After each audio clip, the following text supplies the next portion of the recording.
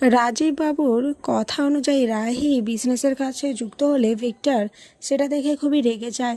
Victor মনে মনে plan করতে থাকে কিভাবে রাহিকে এই ব্যবসা থেকে দূরে করবে, কারণ সে কিছুতেই চায় না রাহি এই ব্যবসাতে যোগ থাকুক। এরপরেই ভিক্টর প্ল্যান করে তিতলির সাথে দেখা করার, কারণ তিতলিকে দেখেই ভিক্টর বুঝতে পেরেছে তিতলির মধ্যে কিছু গন্ডগোল রয়েছে। তিতলির সাথে দেখা করেই ভিক্টর বুঝতে পারে তিতলিও চায় না রাহি ওই বাড়িতে থাকুক। তাই ভিক্টর তিতলিকে বলে, আমাদের বাড়িতে যেই তান্ত্রিকটা এসেছিল সে কিন্তু ফ্রড। আমি অনেকদিন বিদেশে থেকেছি, তাই এসব কিছু মানি না। আর সব থেকে বড় কথা, টিনটিনের কাছে তার ভিডিও রয়েছে। তিতলি এসব শুনে ভয় পেতে থাকে।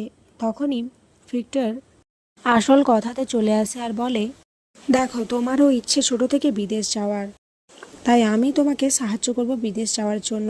শুধু তুমি আমাকে সাহায্য করো রাহিকে এই বাড়ি থেকে বের করে দেওয়ার, যেহেতু আমাদের দুজনের উদ্দেশ্যই এক।